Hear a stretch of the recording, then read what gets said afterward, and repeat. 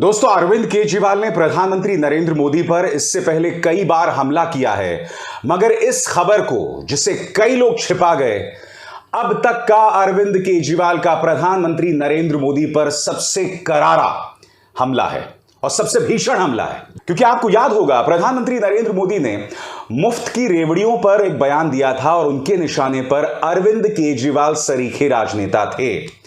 अरविंद केजरीवाल लगातार उस मुद्दे पर बयानात दे रहे हैं और कल शाम उन्होंने एक प्रेस कॉन्फ्रेंस किया और जिस प्रेस कॉन्फ्रेंस में उन्होंने यह कहा कि जो लोग मुफ्त की शिक्षा, मुफ्त की बिजली को रेवड़ियां बताते हैं, ध्यान से सुनिएगा, जो लोग इसे रेवड़ियां बताते हैं वो देश के गद्दार हैं। बड़ा प्रश्न, क्या अरविंद केजरीवाल प्रधानमंत्री नरेंद्र मोदी को गद्दार बता रहे हैं? उन्होंने कहा क्या है आपकी स्क्रीन पर। उन्होंने साफ तौर पर कहा कि इसको फ्री की रेवड़ी बोलने वाले देश के गद्दार हैं। उन्होंने देश के हर परिवार के लिए 300 रुपए मुफ्त बिजली और फ्री इलाज की मांग भी की। उन्होंने मांग करते हुए कहा कि जब तक किसी को रोजगार ना मिल जाए, उस बेरोजगार युवा को रोजगार भत्ता मिले। उन्होंने दावा किया कि जिन लोगों ने अपने दोस्तों के कर्जे माफ किए, उसको लेकर कानून लाया जाए और इनको देश का गद्दार घोषित किया जाए। यानी कि आप जानते हैं कि मोदी काल में कई जो धन्ना सेठ हैं, देश का करोड़ों रुपए लेकर भाग गए, जिनमें नीरव भाई थे, मेहुल चोकसी भाई थे, विजय माल्या थे, ललित मोदी थे और ये तमाम लोग भागे हैं मोदी सरकार के राज में। जिस शब्द दोस्तवाद का यहां इस्तेमाल कर रहे हैं अरविंद केजरीवाल, कहीं ना कहीं इस ओर इशारा कर रहे हैं।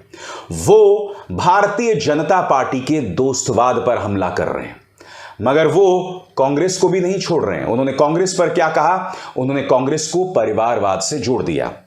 गौर कीजिए, भाजपा और कांग्रेस पर सीधे तौर पर निशाना साधते हुए उन्होंने कहा कि पहले ये उनके दोस्त थे, अब इनके दोस्त हैं।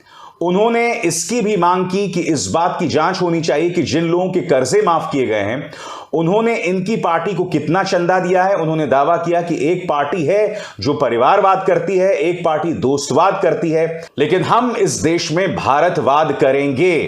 तो अरविंद केजरीवाल जो कर रहे हैं उसे वो भारतवाद कहते हैं, कांग्रेस पर हमला बोलते हुए उसे वो परिवारवाद कहते हैं, और भारतीय जनता पार्टी जो कर रही है दोस्तवाद, और उस दोस्तवाद को अरविंद केजरीवाल देशद्रोह के साथ जोड़ रहे हैं, गद्दारी के साथ जोड़ रहे हैं। अब जाहिर सी बात है, इस मुद्दे पर भारतीय जनता पार्टी ने पलटवार किया है। आपकी स्क्रीन पर गौरव भाटिया, भारतीय जनता पार्टी के प्रवक्ता, कह रहे हैं केजरीवाल पर भाजपा का पलटवार, कहा जमीन पर जीरो, रेवड़ियां बांटकर बनना चाहते हैं हीरो।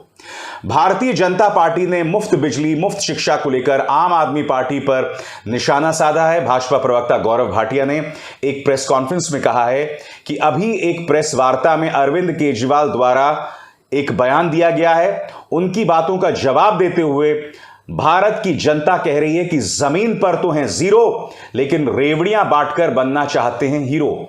उन्होंने कहा कि अरविंद केजरीवाल ने वादा किया था कि मैं 500 नए स्कूल दूंगा, लेकिन 500 नए स्कूल खोलना तो दूर, 16 स्कूल दिल्ली में बंद हो गए हैं। आरटीआई से पता चलता है कि 16 स्कूल बंद होने के साथ ही 745 ऐसे स्कूल हैं जहां प्रिंसिपल यानी प्रधानाचार्य नहीं हैं।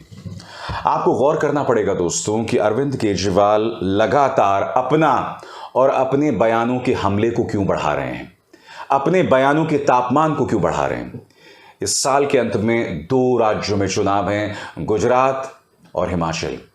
इन दोनों राज्यों में आम आदमी पार्टी को राजनीतिक संभावनाएं दिखाई दे रही हैं। ऊपर से कांग्रेस पार्टी, जो कि कहने को इन दोनों राज्यों में मुख्य विपक्षी दल है, वो बहुत ही ढीली दिखाई दे रही है।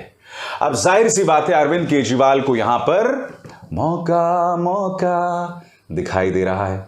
अब जब मौका दिखाई दे रहा है और ऊपर से कांग्रेस जो है वो इतनी ढीली दिखाई दे रही है, इसलिए अरविंद केजरीवाल अपने हमले को और भी ज्यादा भीषण, और भी ज्यादा उग्र कर रहे हैं, और इसलिए उन्होंने दोस्तवाद और रेवड़ियां बांटने वालों की आलोचना करने वालों को गद्दार तक कह दिया है।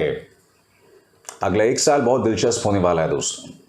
मुझे लगता है कि चाहे गुजरात हो, चाहे हिमाचल, लड़ाई यकीनन भारतीय जनता पार्टी वर्सेस विपक्ष होगी, मगर वो विपक्ष में कौन होगा, कांग्रेस या आम आदमी पार्टी, इस बात पर निगाह होगी। हमें ये नहीं भूलना चाहिए कि शहरी इलाकों में, खासकर गुजरात के शहरी इलाकों में, आम आदमी पार्टी अपनी राजनीतिक दस्तक दे रही है, अपनी मौजूदगी भी दर्ज कर रही है, मगर उसकी चुनौती उभर कर आने वाली है ग्रामीण इलाकों में। और ग्रामीण इलाकों में कांग्रेस बहुत मजबूत है दोस्तों।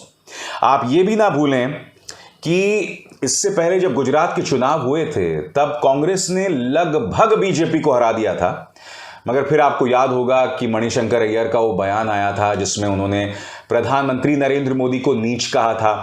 प्रधानमंत्री नरेंद्र मोदी ने उसे खुद के साथ साथ अपनी जाति के साथ जोड़ दिया था और गोदी मीडिया ने भी भाजपा के इस प्रचार में उसकी मदद की थी।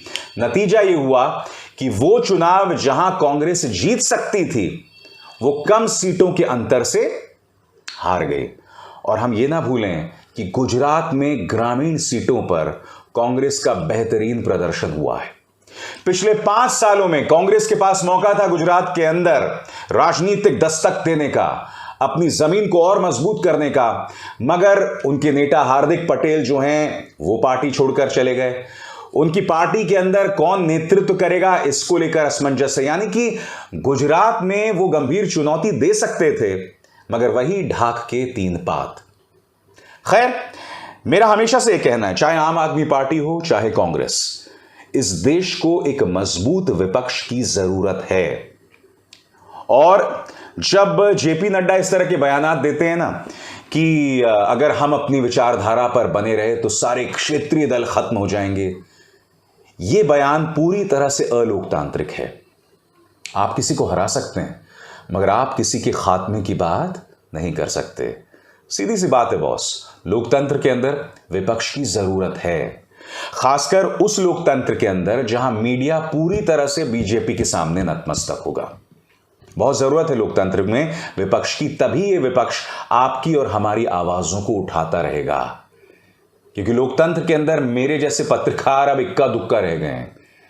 यानी कि अगर आप गिनती करें तो आप उंगलियों पर 4 पत्रकारों को गिना सकते हैं जो इस सरकार से सवाल करते हैं, बेबाकी से, साफगोई से। बाकी सब अभिसार शर्मा को दीजिए इजाजत। नमस्कार।